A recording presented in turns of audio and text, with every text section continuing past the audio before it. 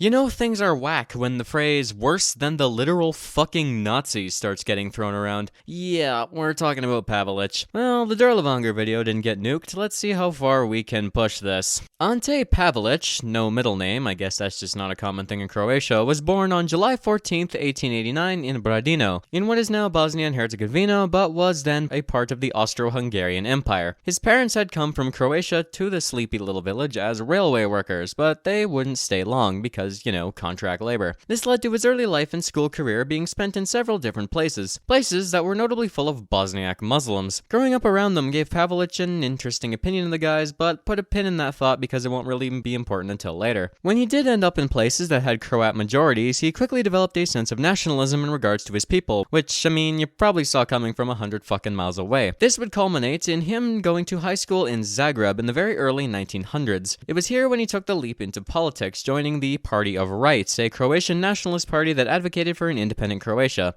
An independent state of Croatia.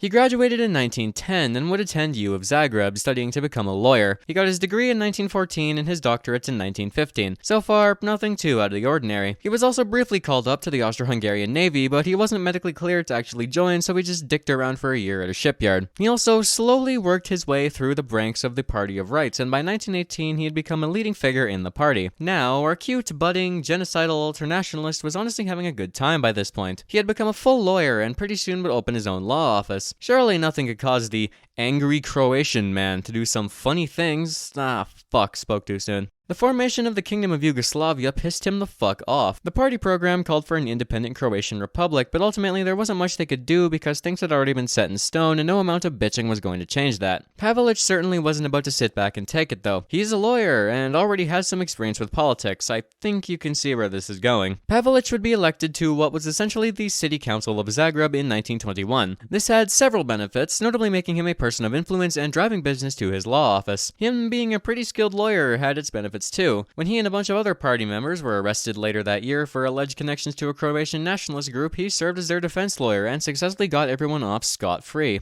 Wow, someone being arrested doesn't go to jail? That's fucking unheard of around here. Anyways, the next year he would get married to a girl who was part Jewish, and with whom he would have 3 kids. His career continued its upward trajectory, with him becoming vice president of the Croatian Bar Association, and in 1927 he would become vice president of the Party of Rights as a whole, that year ending up in the Yugoslav parliament as a representative. It was here where he began bitching very, very loudly. His main goal was to blow up Yugoslavia. He defended Macedonian terrorists, vocally called for an independent Croatia in parliament, and even secretly met with Benito Mussolini to discuss the dismantling of the state so Croatia could be a thing. This naturally made people mad, so in 1929, when Yugoslavia fell under a dictatorship, he was placed under house arrest. By the end of January, though, he would escape into exile along with other prominent members of the party. He was sentenced to death in absentia, but he didn't mind all that much. No, he had much bigger plans. In January of 1929, he founded a paramilitary group focused on achieving an independent Croatia through force. This group would eventually come to be known as the Ustaša. He went to Austria, was kicked out and deported to Germany before going to Italy with a fake identity. He had already moved his family there, so it was easy enough to fit right in. It was here where he began his campaign of tomfuckery in earnest, establishing connections with the Italian fascists, trying to drum up support for an independent Croatia. This worked perfectly, and Mussolini allowed the Ustaša to train and operate within Italian territory. Naturally, they immediately went about destabilizing Yugoslavia by doing terrorist things. The shocking ability of these guys to do the things that they did spooked the government in Belgrade, but it wasn't anything they couldn't counter by just, needlessly oppressing the Croatian population. By this point, Pavelić knew he wasn't going to get shit done unless he carried out something big, so he dared to dream and aimed as high as he possibly fucking could. Well, the long and short of it is that Pavelić had the fucking king of Yugoslavia murdered in broad daylight in France in 1934. Pretty metal if you ask me. This didn't destabilize the country as much as he had hoped, but it was definitely a step in the right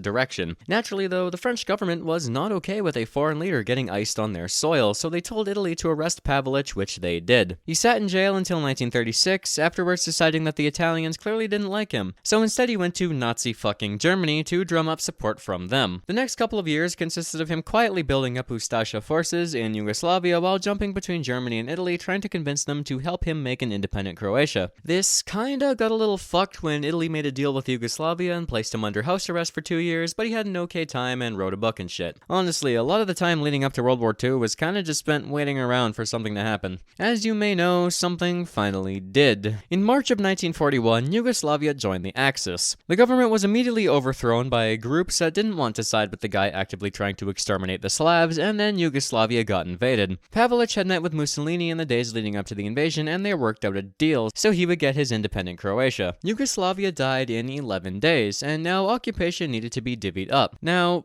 to the credit of the Nazis, did I really just fucking write that out? They initially wanted this other guy to be in charge of Croatia because he was popular and probably wouldn't have had the country revolt against him, but to his credit, he told them to fuck off, so Pavelić was really their only option. On April 10th, 1941, the independent state of Croatia was proclaimed, and after making good on his promises to the Italians and giving them a bunch of land, the new state was recognized by the Axis powers. The Ustasha were put in charge, and Pavelić made himself basically supreme leader of the country. He proclaimed himself Poglavnik, which is kind of the Croatian equivalent of Führer, so the power obviously definitely didn't go to his head in any way, shape, or form. Funnily enough, though, he had to make an Italian guy the king of Croatia to appease the Italians, even though he basically did nothing and never actually went to Croatia. His first month was pretty typical by asshole dictator standards. He signed a bunch of laws concerning the security of the state, cleaned house of potentially disloyal civil servants, then brought the boot down on minorities, primarily Serbs and Jews. Later on, he continued this, trying to build a cult of personality, making his own church to delegitimize the Serb population, and overall just being kind of a dickhead. His goons were also getting violent, however, and he severely overestimated his own popularity in his homeland. Any common support he may have had slipped away pretty quickly as the regime's brutality accelerated. Case and point, 3 months into the state's existence, and Edmund Glaze Horstenau, the German attaché to Croatia, was already bitching at him for the Ustasha being kind of mean. And, of course, they had reason to think this.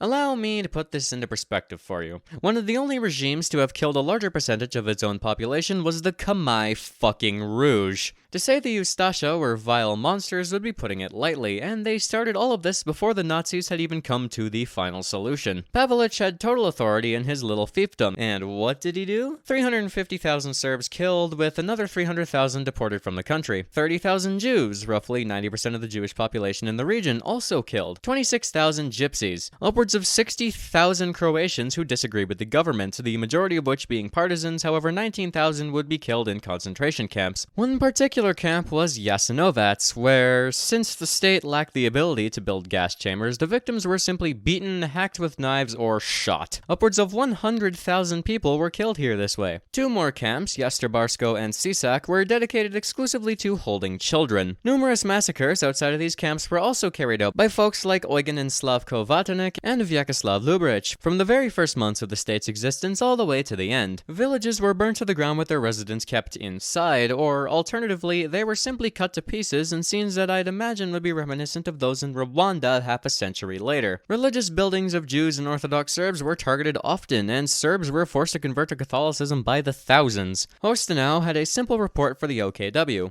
According to reliable reports from countless German military and civil observers during the last few weeks, the Ustasha have gone raving mad. As an interesting aside, the one group Pavelić didn't seem to fervently hate were the Bosniak Muslims. You see, the Balkans.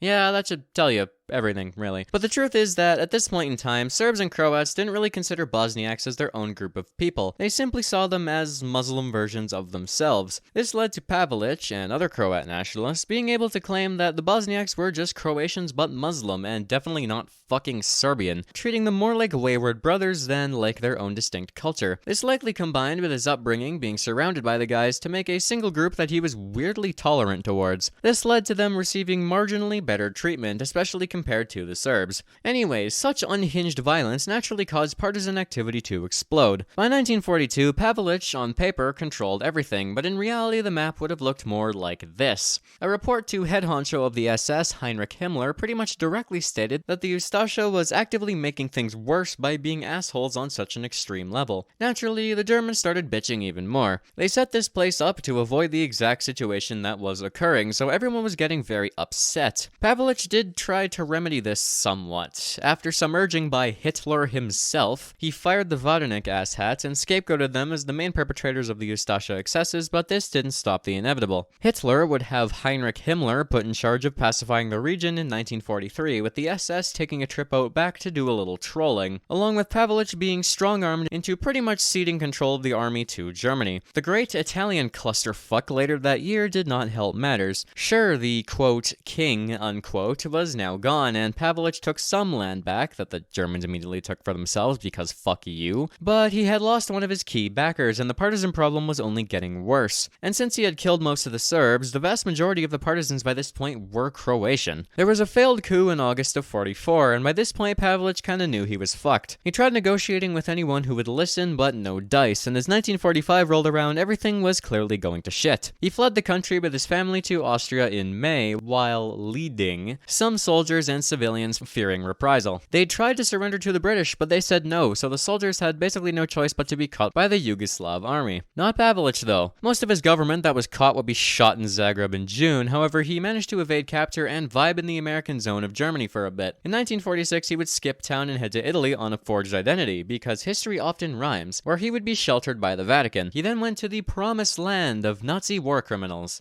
also known as Argentina. He worked as security advisor to Juan Perón of all people for a bit, while pretty much picking up where he had left off pre-World War II. He started up a Croatian government in exile, staffed with a bunch of old Ustasha members who got away, and continued his very vocal bitching about Yugoslavia, this time directed at the communists. After Perón was overthrown in 1955, he lost his protection, and when he almost got iced by an angry Serb in 1957, the new Argentine government planned to have him extradited to Yugoslavia. Pavelić jumped ship again, going to Chile, then Spain. The Spaniards gave him asylum on the condition that he would keep his fucking head down, so he did. His wound from the assassination attempt would prove to be his undoing, and complications from it would take his life on December 28th, 1959 at the age of 70. Yeah, that's Pavelić. He was not a very good man, if you couldn't tell. Such a not good man was he that his ghost haunted the fucking Yugoslav wars nearly half a century later. Anyways, I can already see YouTube's hitman coming for me, so I'll let y'all go now and simply say that about does it for this video. Thanks for watching, and I'll see you around.